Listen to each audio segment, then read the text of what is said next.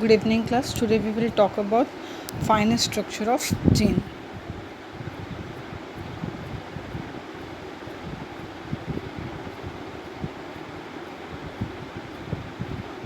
Introduction. A gene is a specific sequence of DNA containing genetic information required to make a specific protein. Gene जो होता है DNA containing एक sequence होता है जो कि एक स्पेशल प्रोटीन के बनने के लिए क्या होता है, इम्पॉर्टेंट होता है नेक्स्ट जनरेशन के लिए. Prokaryotic gene is uninterrupted. Uninterrupted मतलब जो प्रोकैरियोटिक ऑर्गेनिज्म होते हैं उनके जीन्स में कोई भी इंटरप्टेड सीक्वेंस नहीं पाया जाता, मतलब कि उन जीन्स में इंट्रॉन्स एब्सेंट होते हैं, ओनली एक्सॉन्स का बना हुआ जीन प्रेजेंट होता है. In eukaryotic gene the coding sequence, आप सबको पता है यूकैरियोटिक जीन्स में इंटरप्टेड सीक्वेंसेस होते हैं जिन्हें हम इंट्रॉन्स कहते हैं. मतलब कि जो कोडिंग सीक्वेंस होता है वो एक्सॉन कहलाता है, जो नॉन कोडिंग सीक्वेंस होता है वो इंट्रॉन कहलाता है. In complex eukaryotes, complex eukaryotic organisms जैसे कि क्या हो जाएंगे, आपके ट्रीज़ हो जाएंगे, ठीक है, वेल डेवलप्ड ट्रीज़, ह्यूमंस, जितने भी कॉम्प्लेक्स यूकैरियोटिक ऑर्गेनिज्म हैं, introns account for more than 10 times as much DNA as exons. Introns का जो नंबर है एक्सॉन्स के कंपैरिजन 10 गुना ज़्यादा होता है. What is gene? जीन क्या है? The gene is the functional unit of heredity. Gene जो है हेरिडिटी, हेरिडिटी का मतलब क्या होता है, किसी भी जेनेटिक कैरेक्टर का एक जनरेशन से दूसरे जनरेशन तक कंटिन्यू होना. तो जीन्स जो होते हैं वो हेरिडिटी के फंक्शनल यूनिट हैं. Each gene is a segment of DNA. हर जीन DNA के एक सेगमेंट से बना होता है that give rise to a protein product और RNA, जो कि प्रोटीन प्रोडक्ट का या RNA का फॉर्मेशन करता है. A gene may exist in alternative forms called alleles. Gene का एक और अल्टरनेटिव फॉर्म्स के फॉर्म में पाया जाता है जिसे हम कहते हैं alleles. Chromosome in fact carry genes. Chromosome genes carry करते हैं. Each chromosome consist of a linear array of genes. Chromosome के अंदर के ऊपर जीन्स जो है वो लीनियर सीक्वेंस में अरेंज रहते हैं. डायग्राम में भी देख लीजिए, सेल है, न्यूक्लियस, न्यूक्लियस के अंदर प्रेजेंट है क्रोमोसोम, क्रोमोसोम के एक सेगमेंट को का DNA में प्रेजेंट होता है जीन, और इसी जीन से ट्रांसक्रिप्शन की प्रोसेस के थ्रू RNA एंड ट्रांसलेशन की प्रोसेस के थ्रू प्रोटीन की लॉन्ग पॉलीपेप्टाइड चेन का फॉर्मेशन होता है. Prokaryotic gene structure. Genes based on their activity, activity के बेसिस पर genes. Housekeeping genes, specific genes, ऐसे जीन्स जो नॉर्मली प्रेजेंट होते हैं और दूसरे जो स्पेशल काइंड ऑफ जीन्स होते हैं. Structural features. Simple gene structure, small genome 0.5 to 10 million base pair से मिलकर बना होता है. Prokaryotic genes are colinear with their proteins. Prokaryotic genes जो होते हैं वो कॉलिनियर स्ट्रक्चर के फॉर्म में प्रेजेंट होते हैं जिसके साथ में उसका प्रोटीन प्रेजेंट होता है. और कौन कौन से स्ट्रक्चर प्रेजेंट होते हैं? होता है कोडिंग रीजन. आप अभी पढ़े कि प्रोकैरियोटिक जीन्स में अनइंटरप्टेड सीक्वेंस मतलब कि नॉन कोडिंग रीजन या इंट्रॉन्स नहीं पाया जाता, ओनली कोडिंग रीजन मतलब एक्सॉन्स से मिलकर जीन्स बने होते हैं. फर्स्ट होता है coding region, second promoter elements, third terminal region और टर्मिनेटर. सबसे पहले बात करेंगे coding region. Starts with an initiator codon and ends with termination codon. Start कैसे होगा? इनिशिएशन कोडान, चाहे प्रोकैरियोटिक ऑर्गेनिज्म हो या यूकैरियोटिक ऑर्गेनिज्म हो, दोनों में ही इनिशिएशन कोडान होता है AUG, जो कि मेथियोनिन के लिए कोड करता है. And ends with termination codon. Ends किससे होता है? Termination codon. 3 टर्मिनेशन कोडान पाए जाते हैं, UAA, UAG, UGA. No introns, uninterrupted. Coding region में इंट्रॉन्स नहीं पाए जाते. Colinear to its mRNA, colinear structure के फॉर्म में होते हैं जो कि अपने mRNA या मैसेंजर RNA से जुड़े होते हैं. आप इसमें पूरा डायग्राम देख लीजिए प्रोकैरियोटिक ऑर्गेनिज्म का, देख लो. सबसे पहले क्या होता है? ट्रांसक्राइब्ड सीक्वेंस, टर्मिनेटर दिया हुआ है अलग अलग जगह पे. सबसे पहले आप देखो AUG, इनिशिएशन कोडान मेथियोनिन के लिए कोड करता है. कोडिंग सीक्वेंस है आपका 5' एंड और 3' एंड से मिलकर बना हुआ है. RNA कोडिंग सीक्वेंस, ठीक है. अब ट्रांसक्रिप्शन की प्रोसेस के थ्रू सबसे पहले RNA कोडिंग सीक्वेंस का फॉर्मेशन होता है, mRNA बनता है. ट्रांसलेशन की प्रोसेस के थ्रू प्रोटीन की लॉन्ग पॉलीपेप्टाइड चेन का फॉर्मेशन होता है. इसके बाद में आ जाओ promoter elements. The upstream elements. Upstream और डाउन स्ट्रीम क्या होता है? सबसे पहले ये तो हम सबको पता है कि DNA डबल स्टैंडर्ड स्ट्रक्चर होता है जिसमें अपर एंड को हम 5' एंड एंड लोअर एंड को हम 3' एंड बोलते हैं. उसी को कहा जाता है अपस्ट्रीम और down stream. The upstream elements from the start of the coding region include promoter sequences. जो अपस्ट्रीम स्टेम होते हैं या एलिमेंट होते हैं वहाँ पर प्रमोटर सीक्वेंसेस प्रेजेंट होते हैं. 50 to 100 NTDS upstream of the start codon, transcriptional initiation site और start site. 50 to 100 base pair से मिलकर बना हुआ अपस्ट्रीम सीक्वेंस में क्या होता है, आपका प्रमोटर सीक्वेंस होता है जो कि ट्रांसक्रिप्शन की प्रोसेस को स्टार्ट करता है, इसलिए हम उसको स्टार्ट साइट भी कह सकते हैं। देख लो यहाँ पर any nucleotide present on the left is denoted by, जो डीएनए के लेफ्ट स्ट्रैंड में प्रेजेंट होंगे उनको हम minus symbol and the region is called upstream element. जैसे कि हम कैसे उसको डिनोट करेंगे, -10 base pair, -20 base pair, -35 base pair. It's start side symbolized by +1, जो राइट साइड का होता है उसको हम प्लस साइन से डिनोट करते हैं। Any sequence to the right of the start in downstream elements and numbered as +10 base pairs, +35 base pairs. It's at -10 there is sequence. TATA box के बारे में आप सब पढ़े हो बीएससी में, टाटा बॉक्स या प्रिमनॉ बॉक्स कहा जाता है। At -35 another consequences TTGA present होता है। These two are the most important promoter elements recognized by transcriptional factor। ये two most important promoter elements हैं जो कि ट्रांसक्रिप्शन का इनिशिएशन करते हैं प्रोकैरियोटिक ऑर्गेनिज्म में। इसमें देखो यहाँ पर डायग्राम में टिपिकल प्रोकैरियोटिक प्रमोटर रीजन यहाँ पे दिया हुआ है। ये पूरा डीएनए का सीक्वेंस है, -35 बेस पेयर से मिलकर बना हुआ TTGA सीक्वेंस है, -10 बेस पेयर्स रीजन से मिलकर बना हुआ आपका टाटा बॉक्स है, और आरएनए का स्टार्ट, ठीक है, ये है प्रोटीन स्टार्ट सीक्वेंस, मतलब कि यहाँ से ट्रांसक्रिप्शन एंड ट्रांसलेशन का प्रोसेस स्टार्ट होता है। At -65 to 60 activator elements, activation of the polymerase. -65 to -60 base pair से मिलकर बना हुआ आपका एक्टिवेटर एलिमेंट्स होता है जो कि पॉलीमरेज चैन बनने के लिए एक्टिवेशन स्टार्ट करता है। At -200 to 1000 base pair enhancer sequence होता है जो कि ट्रांसक्रिप्शन एंड ट्रांसलेशन की प्रोसेस को क्या करता है, स्पीड प्रोवाइड करता है। Enhances transcription by 100 to 200 folds.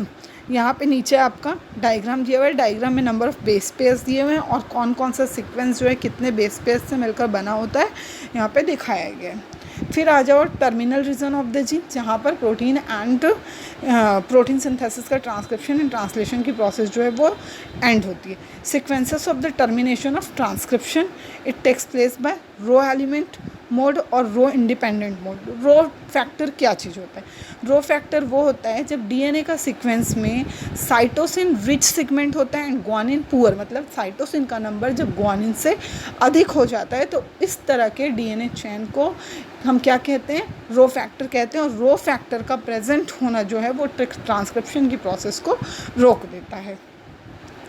अभी हम प्रोकैरियोटिक जीन स्ट्रक्चर की बात कर रहे थे, अब बात करेंगे यूकैरियोटिक जीन स्ट्रक्चर।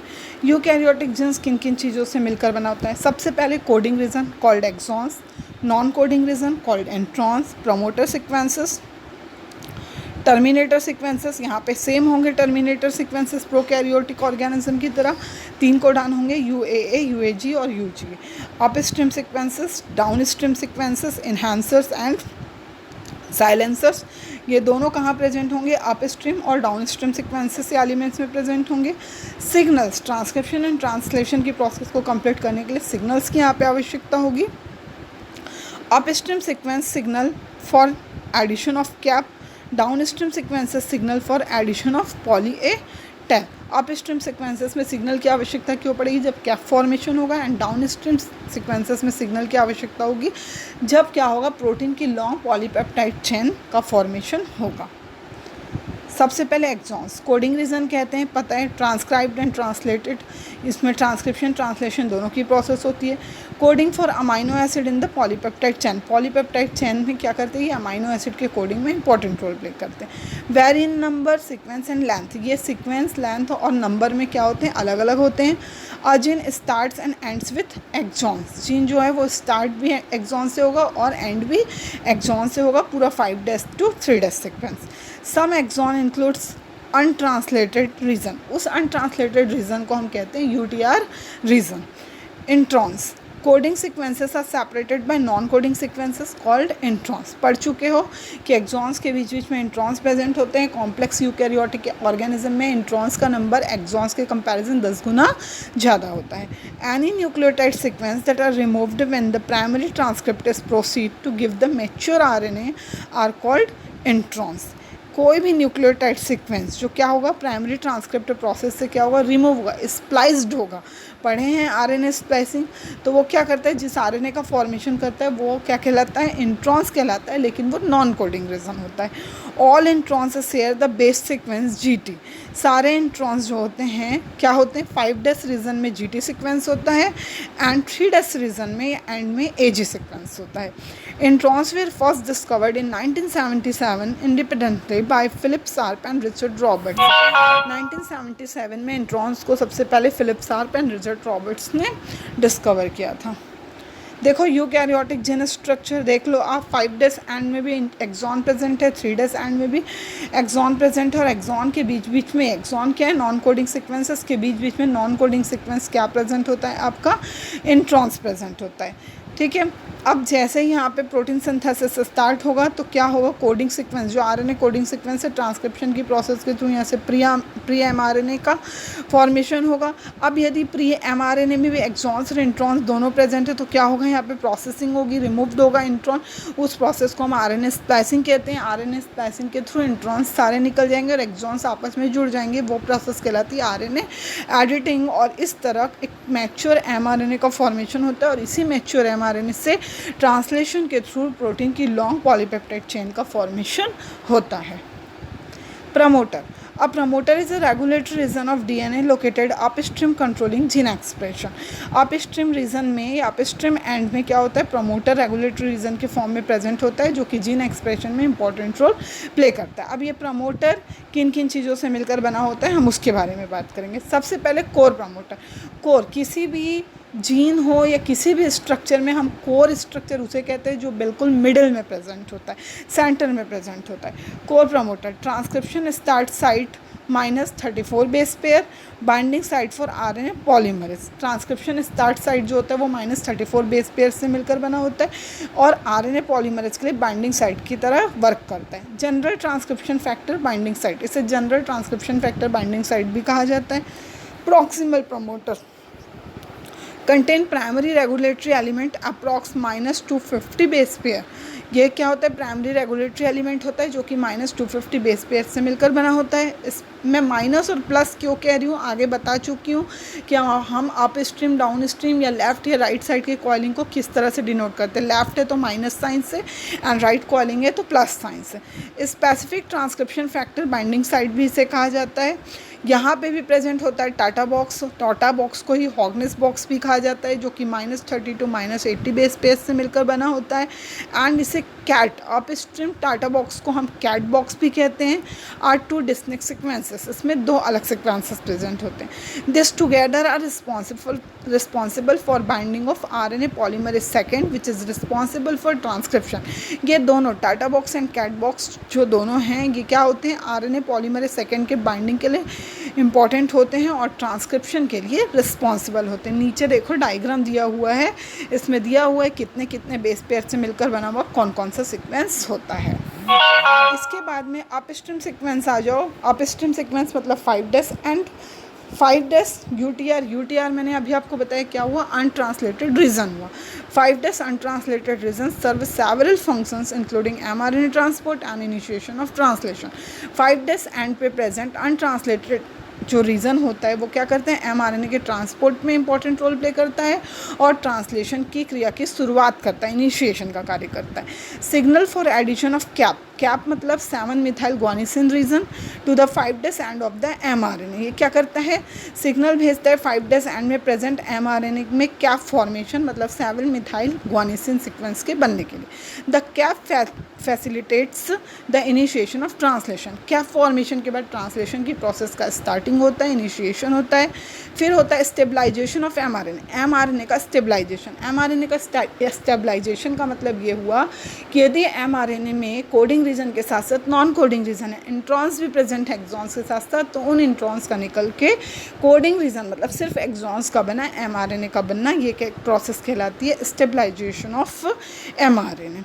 अब आ जाओ आप डाउन स्ट्रीम मतलब 3' end 3' untranslated region serve to add mRNA stability and attachment site for poly A tail. Translation की प्रोसेस के बाद ये एमआरएनए से पॉली ए टेल के बनने के लिए अटैचमेंट साइट प्रोवाइड करने का कार्य करता है। The translation termination codon TAA, translation termination codon कहलाता है TAA। AATAA sequence signal for addition of poly A tail. Protein की लॉन्ग चेन को ही हम पॉली ए टेल कहते हैं, और एक प्रोटीन से दूसरा प्रोटीन या पॉली ए टेल का जो लेंथ बढ़ते जाता है, इलॉन्गेशन होता है, उसके लिए सीक्वेंस सिग्नल है आपका AATAA। यूकैरियोटिक जेन स्ट्रक्चर आगे भी अपन देखें, यहाँ पर भी देख लेना, सेम चीज़ है, कितने कितने सीक्वेंस का कौन कौन सा बॉक्स बना होता है, अप स्ट्रीम में क्या क्या प्रेजेंट होता है, डाउन स्ट्रीम में क्या प्रेजेंट होता है, coding sequences, non coding sequences, सब इसमें दिया हुआ है, 5' एंड 3' एंड। फिर terminator recognized by RNA polymerase as a signal to stop codon. जैसे ही क्या होगा, आरएनए पॉलीमरेज एंजाइम के थ्रू ट्रांसलेशन की प्रोसेस में एमआरएनए से जैसे ही प्रोटीन का फॉर्मेशन कंप्लीट होता है, क्या होता है, एक सिग्नल आता है कि अब क्रिया को क्या होना है, रुकना है, जिसे हम क्या कहते हैं, termination. Enhancer enhances the transcription of a gene के ट्रांसक्रिप्शन को क्या करता है, स्पीड प्रोवाइड करता है, इन्हांस करता है up to few thousand base pair upstream.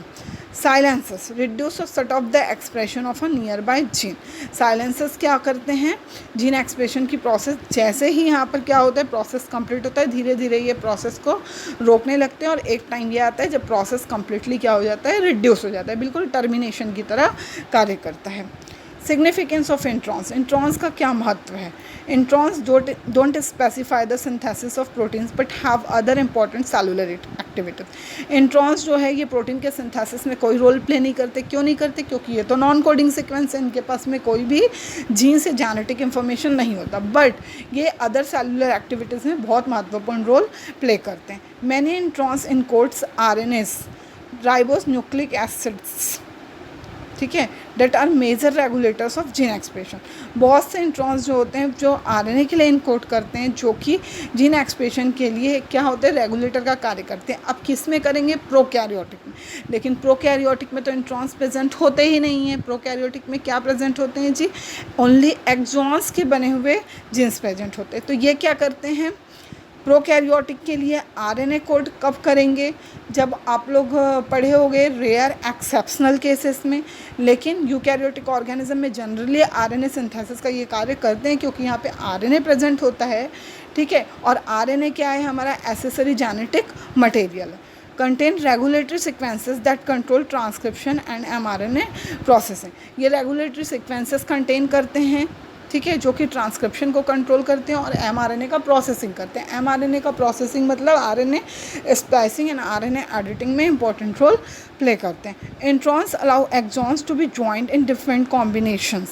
Introns जो होते हैं वो एक्सॉन्स को अलग अलग कॉम्बिनेशन में ज्वाइंट करने के लिए क्या होते हैं, रिस्पॉन्सिबल होते हैं, जिसे हम अल्टरनेटिव स्प्लाइसिंग भी कहते हैं, resulting in the synthesis of different proteins from the same gene. और इसका रिजल्ट ये होता है कि सेम जीन में अलग अलग तरह के प्रोटीन का सिंथेसिस होता है। Important role in evolution of facilitating recombination between exons of different genes. ये क्या करते हैं, different kind of gene combination के बनने की उत्पत्ति में इंपॉर्टेंट रोल प्ले करते हैं। मतलब एक्सॉन्स जो है अलग अलग कॉम्बिनेशन फॉर्म में जुड़ते जाते हैं, और इस क्रिया को एक्सॉन सफलिंग कहा जाता है। जनरली हम एलियन जीन ट्रांसफ़र जब पढ़ते हैं उसमें ये इंपॉर्टेंट रोल प्ले करते हैं। ये भी एक सिंपल इंट्रॉन सिग्निफिकेंस या अल्टरनेटिव स्प्लाइसिंग का डायग्राम है, देख लेना कैसे कैसे एक्सॉन्स के डिफरेंट कॉम्बिनेशंस बनते हैं, इंट्रॉन्स निकलते जाते हैं, एक्सॉन्स आपस में जुड़ते जाते हैं। रेफरेंसेस